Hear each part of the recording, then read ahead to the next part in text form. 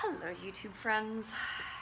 I'm sitting outside my apartment because it's just like cool and balmy. It's still spring, but not quite yet fully spring, and then here in Alabama it's gonna turn into summer like that. It's gonna be great and muggy.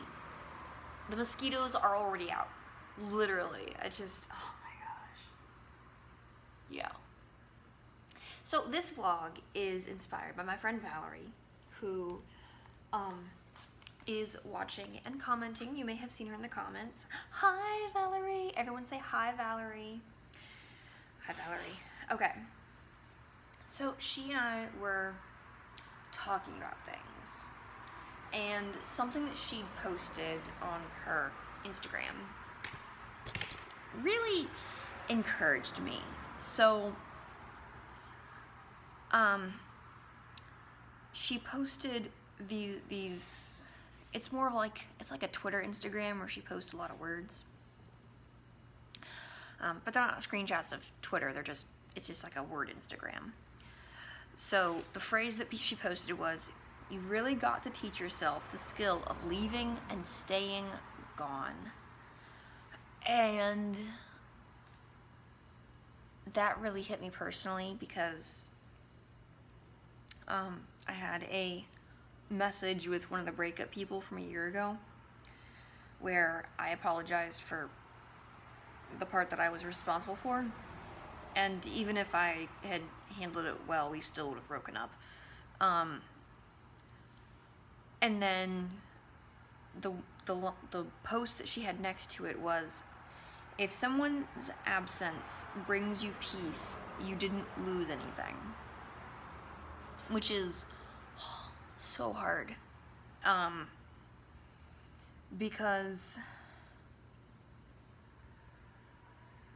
like I remember specifically in that breakup, it was one of the first breakups, and I love that girl dearly. I still care about her, but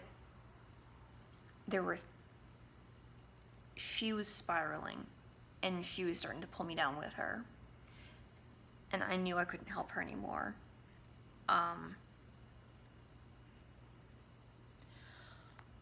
And interacting with her brought this just heaviness that I couldn't deal with.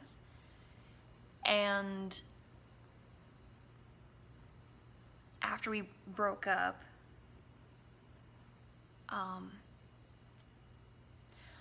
I just felt so much better. And I felt that about other breakups as well. And so that post about if someone's absence brings you peace, you didn't lose anything. And that was really helpful for me. And to repeat the other one, you really got to teach yourself the skill of leaving and staying gone. The reason that both of those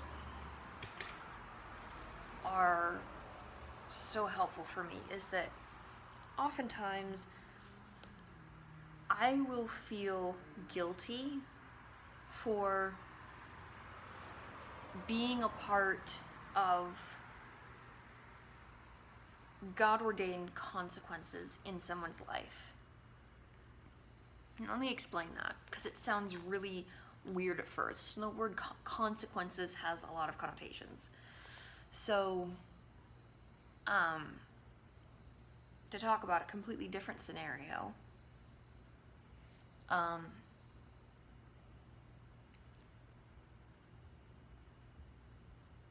I had a kind of a trust fallout with someone because they listened to someone else's slander about me.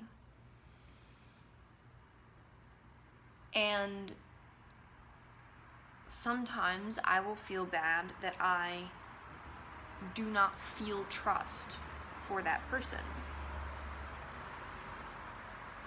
I'll feel guilty about that, and I'll feel guilty that I don't want to share and volunteer my life with them.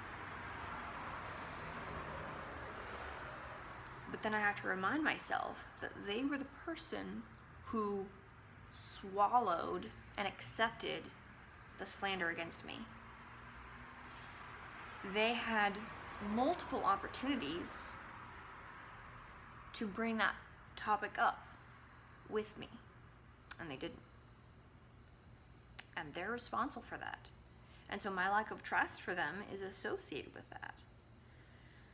And whenever I feel guilty about not trusting them, I have to remember that this is God's allowed, ordained consequence.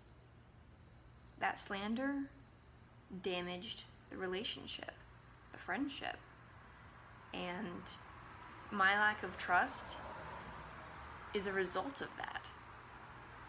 That's all a consequence is. It's a result. You could have positive consequences, you can have negative consequences.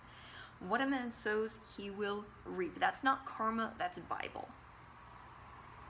And I'm going to give you a heads up right now. That phrase is going to be something I'm going to repeat a lot. What a man sows, he will reap. That's not karma, that's Bible. So just prepare yourself right now, because I'm going to be driving that home throughout my vlogging thing.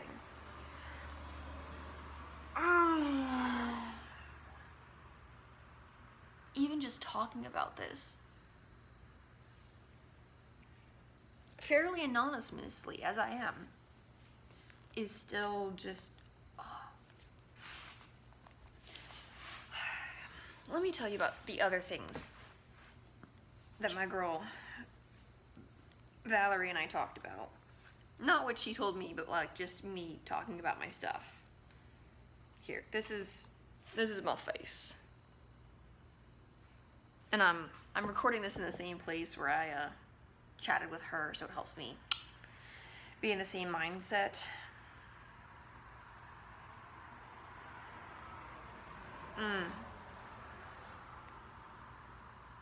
So, some of my comments on the first one was, I was right to end the relationship, but I should have taken the phone call. I should have done it differently. And then there's a whole third situation to totally confuse you. One breakup, remember, I felt remorse for something from 5 to 6 years ago, but she's still hurting from the actual breakup. I can't apologize for the breakup.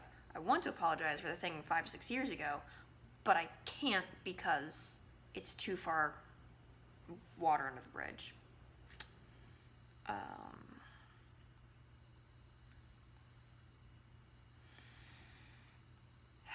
So there is this thing about people who are toxic for you. And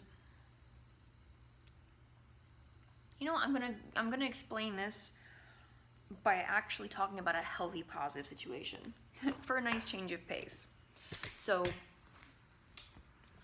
my current job is great. I love my job. I love the people at my job. But this job would not have been a good fit for me any sooner in my life.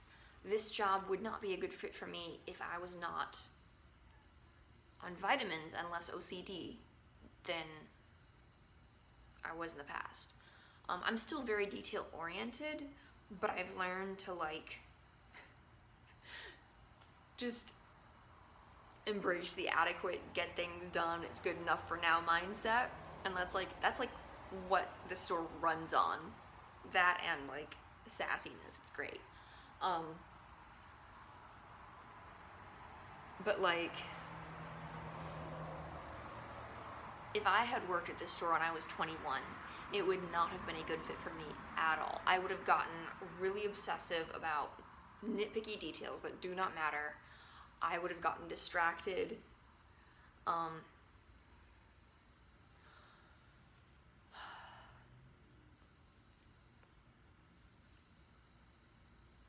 One of the managers has a name that I have had problems with people who have had this name.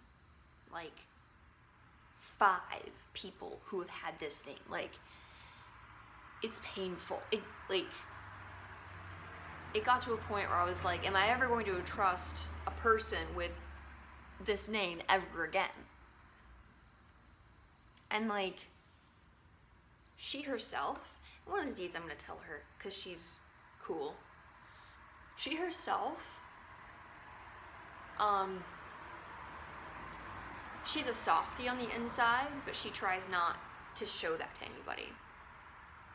But she and I have clicked enough to where like she respects my work ethic and I respect her, and so like we've got like gotten to an understanding and our camaraderie is good, and so that's great. And if I had worked with her when I was 21, I absolutely would have gotten on her nerves. Like, I would have driven her up the wall because I'd be like, woo, and like detail oriented and just like, oh man. Like, not that there's anything wrong with that. Like, that's how I was in that season. That was the best I could do. Like, dude, I remember when I worked at Starbucks. Oh my gosh. Oh, I was such an airhead, are you guys? I was like, woo. Yeah. Bless my management at Starbucks, because they had to learn to like keep me under supervision. Like, you have to keep an eye on Meg, otherwise she'll like get super detail oriented and she won't stay on track and like get things done.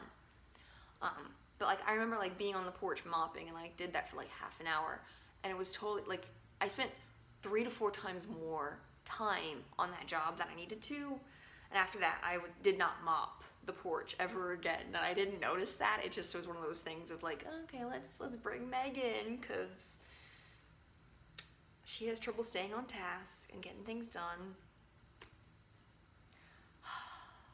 Yeah, Alyssa, who I mentioned in my testimony podcast, she was so patient with me. Anyways, so this girl, one of my managers at my current job, who has the name that has been a trigger name for me, I'm so thankful that this job and me being who I am now is a good fit for me, and working with her as the person I am now is a good fit for me, because it's just so interesting to look back and think this never would have worked 10 years ago, but now is the right time. And it feels like a kind of redemption, both of the name of all those people who hurt me, and like what's really interesting is that two people from that list of 5, like there's actually been some redemption of like this past week, and then like even like over Christmas. So like that gives me hope.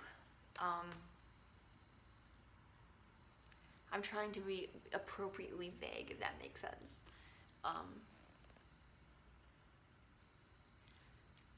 But the point is that any other season of my life, this particular job would have been unhealthy for me. And working in this environment of people would have been toxic for me. One of the guys we work with flirts a lot.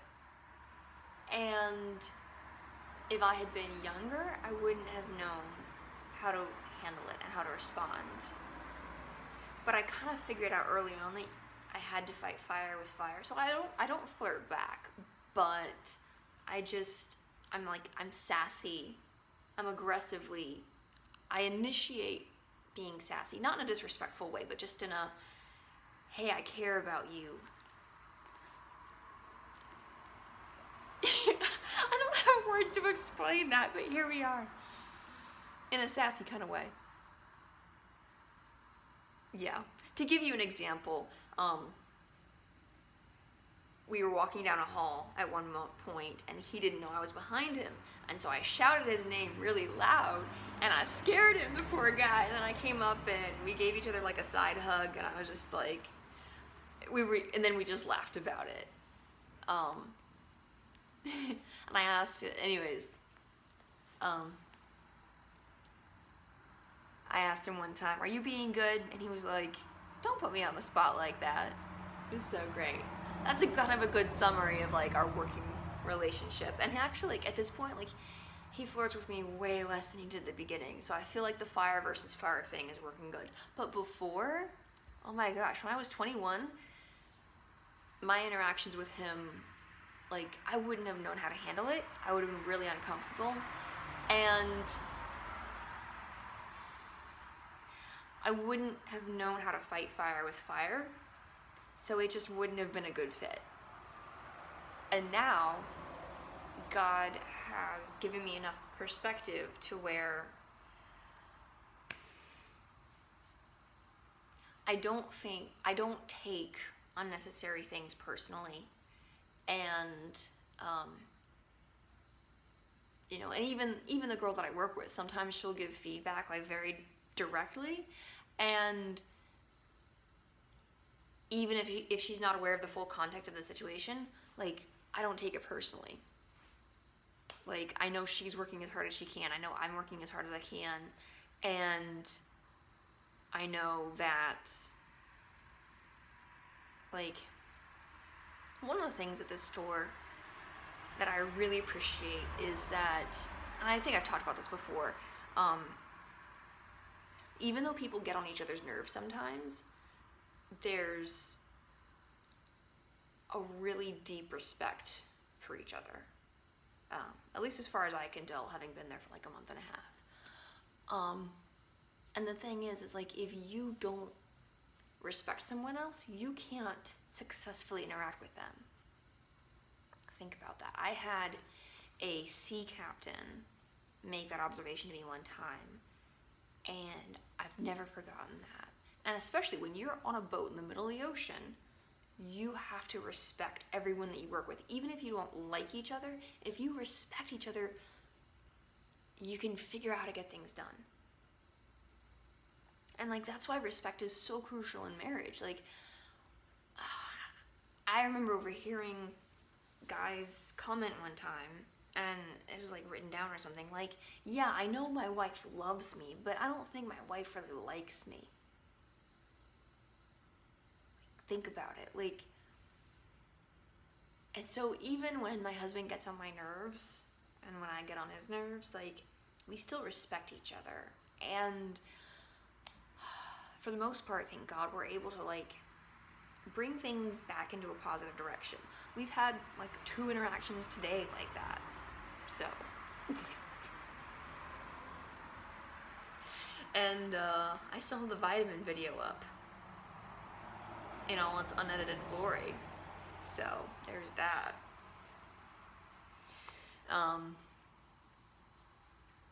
But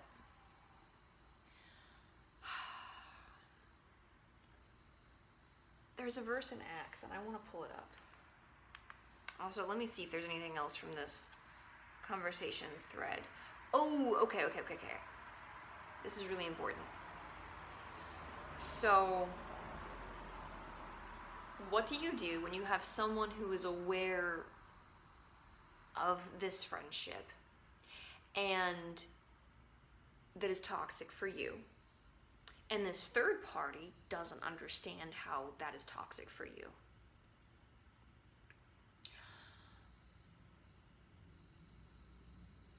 Unfortunately, by having the mindset that there's nothing wrong with this interaction, which is toxic for you, they are lumping themselves into the toxicity. And I had a breakup many years back that I'm totally over and at peace about, where there was 4 of us and we just went really, really deep and like emotionally intense. And we were we were all singles. It was 2 guys and 2 girls, and we were all singles, and we just like went really, really deep and intense. And one time we just hung out and stayed up until 6 in the morning talking, like just talking. So we were really emotionally vulnerable and all this stuff. And it was so long ago, I don't remember much of a lot of I mean, this was 10 years ago, back when I was in Florida. And when I realized I needed to break up with one of the individuals in that, like, my friendship with another individual in that was jeopardized because she didn't see anything wrong with it. So I ended up having to break up with both that person and her. Friend breakups. And she blew my phone up.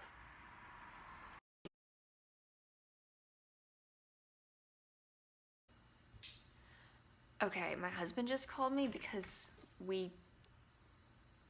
he wants to hang out. So I'm going to go hang out. And then I'm going to finish this vlog another time. But to wrap up that particular thought, when people think that something is okay when it's not okay, they're lumping themselves in the toxicity, and that's not okay. And so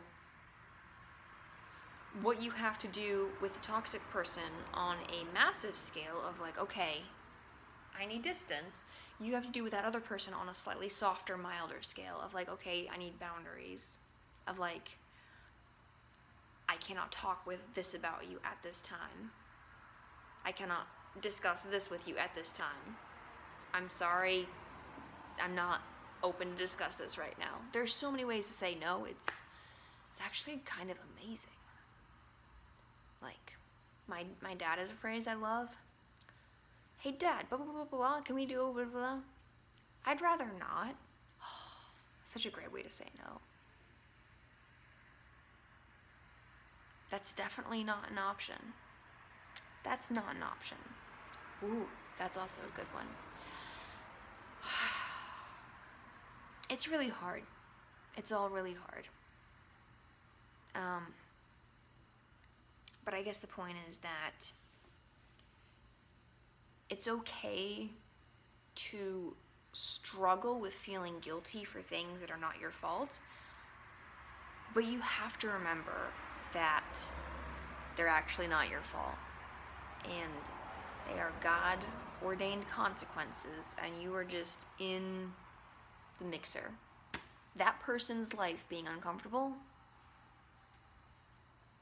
is not your problem, and how God uses them in your life is none of their business. And how God uses you in their life is none of your business. That's really hard to remember, and oftentimes we want to hear the end of the story, the rest of the story. But that's what heaven is about, and Jesus is coming back soon, thank God. My name is Meg. I love my Jesus, and I believe in living inside out. Now it's your turn, go live it.